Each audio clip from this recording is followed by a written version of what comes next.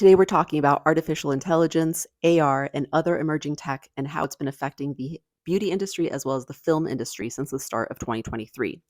This is a subject that is particularly dear to my heart since I work both in the beauty industry as well as the film industry in Hollywood, California. I've been doing so since 2008, which I unwittingly moved here during another Hollywood strike.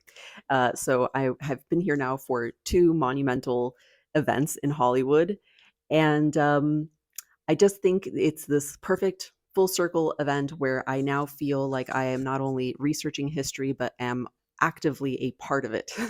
and I don't usually interject my own stories or my own opinions into my videos, but I think in this video, uniquely, I may, only because I'd like to record it as an artifact so I can look back on it in 10 or 20 years and remember what I was thinking.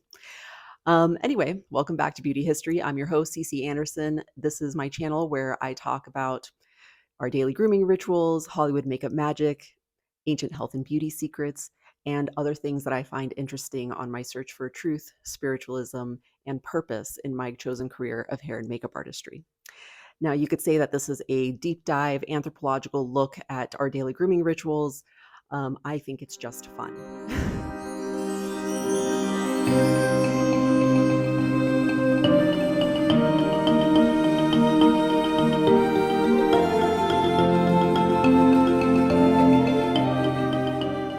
In 2024, we're seeing innovations in AI emerge on almost a monthly basis with companies like Runway ML, Midjourney, OpenAI, Microsoft, and even Adobe putting out new software to bring creative visions to life and streamline the creative workflow. I even made this little beauty history dolly using the new Microsoft Designer and animated her in Runway ML. Isn't she cute? So I thought it'd be helpful to go through some basic terminology before we jump into the video. If you're already comfortable with tech terms like AI, AR, VR, machine learning, and deep learning, then you can go ahead and skip ahead to the part of the video that interests you. I have it all timestamped below. AR, or augmented reality, is a digital layer superimposed onto our physical reality. This is sort of like the face filters that we use on Instagram or Snapchat. They can be viewed through various digital devices like an iPhone, a tablet, an AR headset like the new Apple Vision Pro or the Meta Quest 3, and most recently, AR glasses like the Echo Frames from Amazon or Meta's collaboration with Ray-Ban. So the difference between AI and machine learning can be kind of tricky to explain. So I'm tapping an expert who also just happens to be my boyfriend, Jared Grogan, who is a computer vision and deep learning AI specialist. And he has all the knowledge that we need to sort of understand the difference between AI, machine learning, VR, all that stuff. I'm going to interview him and you guys are going to watch. It's going to be fun. Hey everyone, happy to be here on the channel. I'm Jared James Grogan. I'm going to talk to you today about AI, some of the ways that it's used, how it's often used interchangeably with machine learning and deep learning, and explain some of these key concepts to try to demystify them for you. What is AI? AI obviously refers to artificial intelligence, but practically speaking, it refers to a type of computation that is based on a special type of algorithm that mimics the brain. This algorithm is a neural network. It's similar to the way neurons fire in the brain, and it allows the algorithm to actually learn from massive amounts of data and actually to observe patterns in that data that enable it to perform brain-like functions like language and vision. The core of generative AI is harnessing the power of patterns in data. By studying huge data sets of thousands of cats or thousands of dogs, these neural network algorithms are able to mimic and generate new dogs or new cats that have never existed before. So essentially, by feeding all of that data through an algorithm that is similar to the brain in its structure, the algorithm learns the concept of a cat or a dog and then is able to imagine a new cat or dog when it's prompted by a user. So machine learning is different from Gen AI in the sense that it can't generate a whole new movie for you as some of the powerful Gen AI tools can, but it can serve you up recommendations for movies you might like based off of movies that you've already watched. So there have been a lot of advances in the text-to-image and text-to-moving image space in the last year or two, and Another area to watch is actually in text 3D. And in the very near future, you're going to see increasing explosion of content generated in 3D that is high quality based off of a simple text prompt. So for anybody that's just starting out working with text to image, those skills will be transferable, and the type of content that you generate will actually expand into 3D content, 3D characters, environments, and models. Since COVID-19, AR has been leveraged to customize and elevate the user experience in retail spaces. Apps using the technology have the ability to color match and evaluate environmental factors to literally custom print skincare and color cosmetics. They're personalized for your needs and your climate. And it doesn't stop there. Hair color, contact lenses, and even foundation color matching is a breeze. Brands like Dior and Chanel and even Narcissist are using world-building AR experiences to enhance their pop-up shops. And this way, they can share with their followers all over the world who may not be able to get to their events in person. We can now see holographic models walk the runways in our living rooms, like this example from 3UK, do virtual try-ons with AR mirrors, and extended window displays using augmented reality. Famed makeup artist Alex Box and self-proclaimed beauty futurist, which seems to be an all-encompassing term for someone who just foresees innovations and wonderful tech advances in the beauty space. Well, she launched her first beauty filter with Autodesk in 2011. Now, this was a big deal because she is one of the first makeup artists to sort of dabble in the digital beauty space. At the time, they were calling them overlays or stickers. The campaign generated 80 million brand impressions and over 1.5 million images were generated. This is 2 years prior to Instagram and Snapchat becoming big. Understanding that context makes the numbers way more impressive. Clearly aware of the potential, according to an interview with Visual Atelier 8, Miss Box dove into digital design with Photoshop version 2.5 and started playing with digital makeups. In that same article, she expressed both an openness to the innovation and a passion for the implementation of ethical digital art practices. She's an advocate for the use of NFTs and blockchain technology for both creator and consumer protections against the darker sides of both facial recognition software and other technologies. Miss Box continues to develop AR campaigns and did not respond to a request for an interview in this series. Most recently, the beauty brand Narcissist launched a campaign centered in the metaverse. The intention of the ad was to show the brand breaking into the metaverse space, but the context was lost on some spectators. The digital models wearing digital renderings in the hues of the popular makeup brand received mixed feedback on its social media and backlash at the digitally rendered models. Now, the metaverse may be polarizing and have some people giggling under their breath, but artists like Doja Cat have even made their shows go virtual within the metaverse in the year 2024. Major brands are investing in AR campaigns on social media and can be seen participating within the MetaVerse Fashion Week. Even popular television shows like Glow Up, a competition show where makeup artists compete to be the next big makeup star, have featured digital makeup creators like Paige Piskin as guest judges, meanwhile prompting contestants to translate their artistry into wearable looks for the metaverse. AR can be a really great way to express yourself and to share fun looks with friends. I even created this homage to Pat McGrath's iconic Margiela Couture makeup that she designed for the show this year in 2024. And I have to say, it's not the best filter I've ever made, but people seem to like it. And I'm just working at getting better and better. So if you plan to check them out on my Instagram channel, please be kind because they are my very first ones. AI and AR can also help makeup brands reach a more sustainable business model. Brands now have the ability to match their manufacturing output to meet the specific demands for certain skincare and makeup items. Also widely affected is the fashion industry. For this, I tapped my friend Marissa Motley at NYU Steinhardt for more insight. So thank you so much for being here. Thanks for having me. It's so exciting to have you because you have such extensive knowledge in history of fashion and costume design. And, obviously we've worked together and you've been in Hollywood, now you're in New York. And I'm curious, through your academic expertise, as well as like your observations as a professional, how you see tech sort of affecting your industry right now. I tend to think that tech is like the start of everything, even though it's evolving. There's technology in the most basic white cotton t-shirt to like, the crazy like NFT printed shirts, things like that.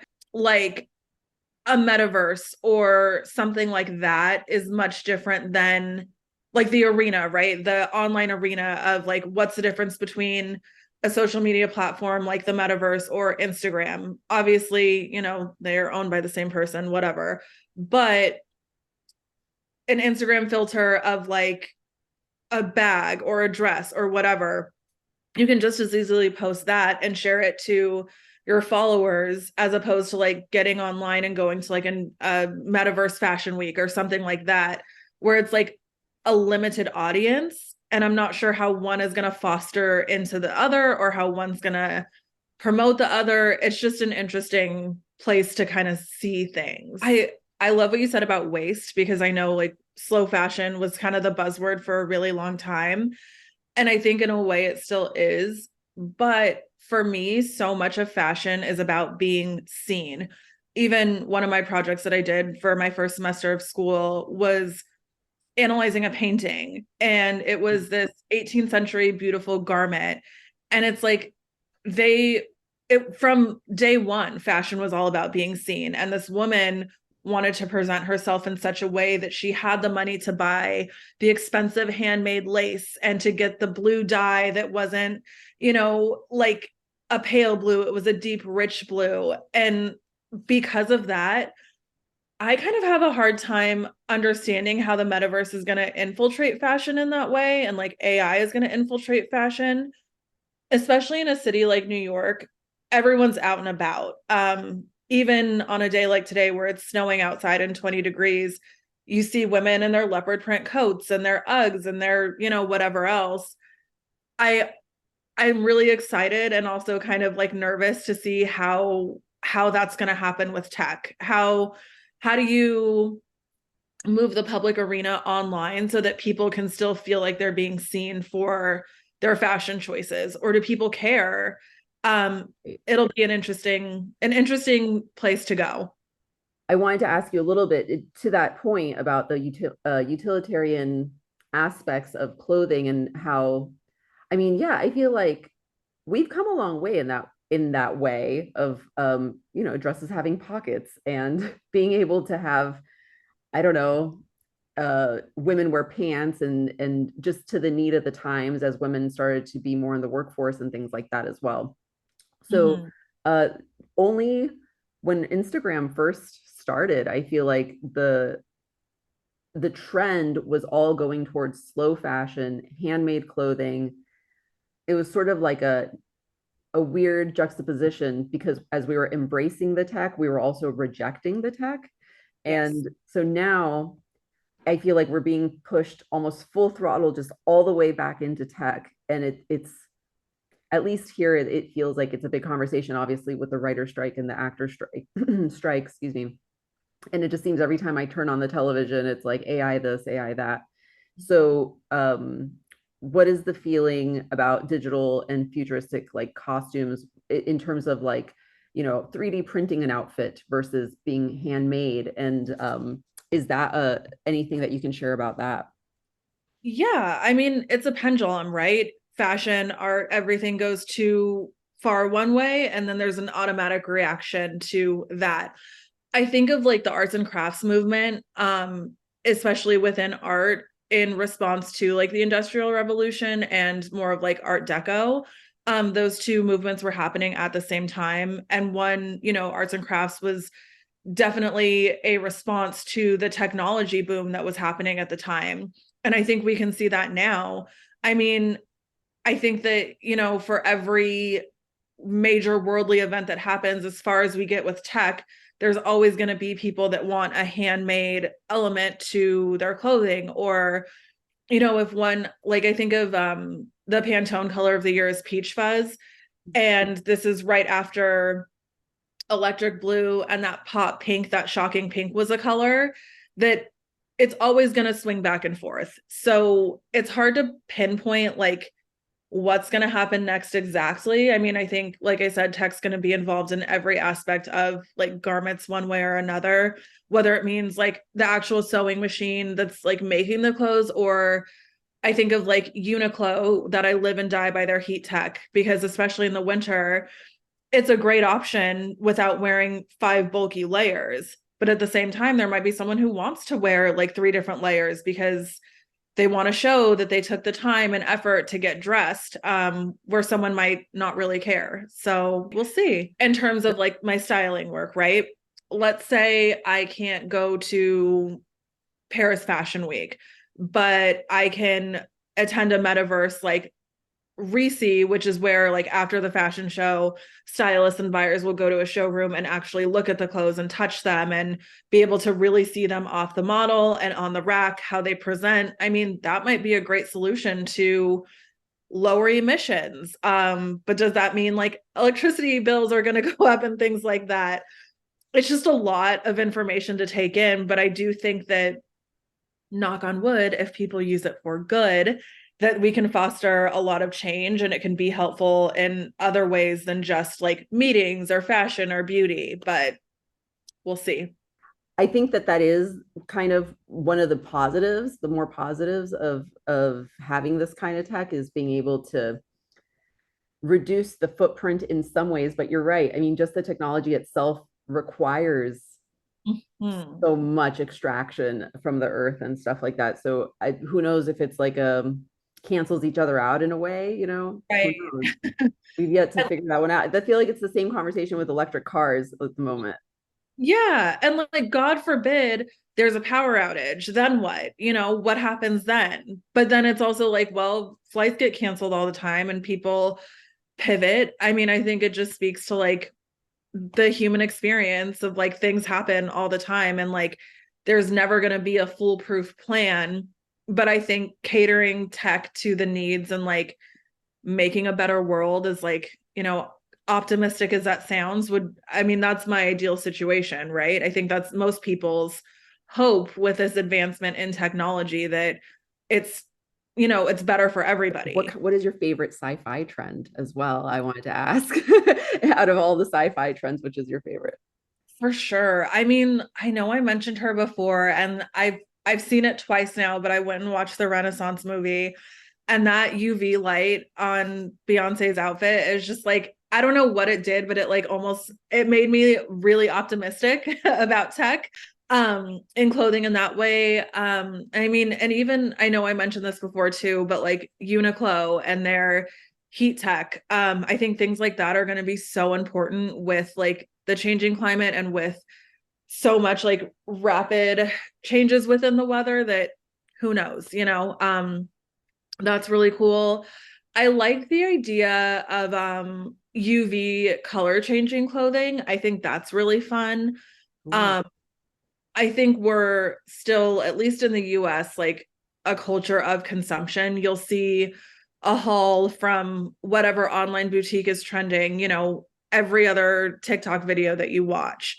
And so to give people options with less physical clothing, but more like adaptability within the clothing that they already have is really cool.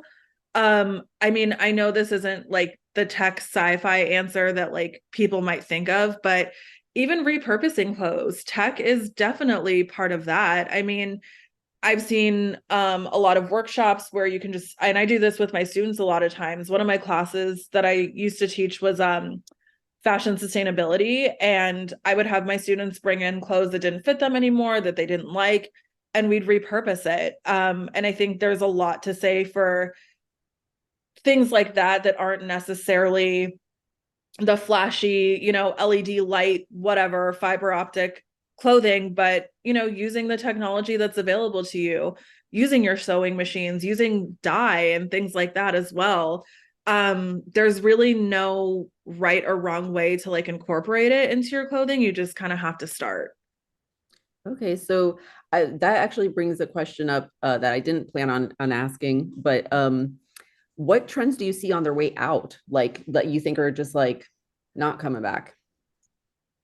Yeah, I mean, hopefully, knock on wood, fingers crossed, all the positive affirmations that like overconsumption is out. I mean, I think that, like I said earlier, it's definitely a pendulum, right? So we're definitely going to see softer colors. We're going to see what did I oh, the resurgence of indie sleaze, which kind of sends a shiver up my spine. I don't know what to do. But I think about like denim shorts with black tights and like the little Peter Pan booties, things like that. I'm starting to see like creep back into the street style looks, lots of leopard print. And I think that the more knowledgeable people become about clothing and what sustainability means, what fabric types there are out there, it's going to change the way people consume things. So we'll see. But I know that Indie Sleaze is like knocking on our door. It's a matter of time before we're all listening. And even in like film, I know like everyone's talking about Saltburn, which I'm sure you've at least heard of, if not seen. Oh, I just watched it. Yeah, so it was like a love letter to 2006, right? And I'm hearing that song Sleepyhead by Passion Pit or that MGMT song, and I'm like, oh, the memories, here we are. So I mean, I think that like the culture is definitely looking back at the early 2000s is like nostalgic. You know, it was Y2K a couple of It's years ago. almost vintage, girl. I know, it's crazy. Um, but yeah, so I could talk about this forever.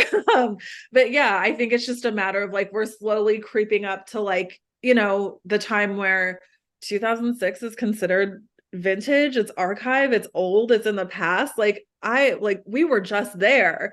But I know that it's only a matter of time before the 2020 pandemic fashion and everyone's going to be wearing sweats again because that pendulum that I was talking about swung too far to like the formal wear. And maybe we do go back to these ball gowns and then back to sweats. And then we kind of, you know, meet somewhere in the middle and then start swinging outward again. So we'll see. Marissa, thank you so much for coming on to Beauty History with me and talking about the scope of all of this tech. I really appreciate you coming on the show. Thank you so much.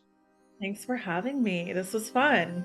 We'll do it again. Yes, definitely. Thank you for watching The Future of Beauty, Part 1. Join us next week to learn more about how AI and AR are affecting film and television workers, and how some artists are fighting facial recognition software. See you soon.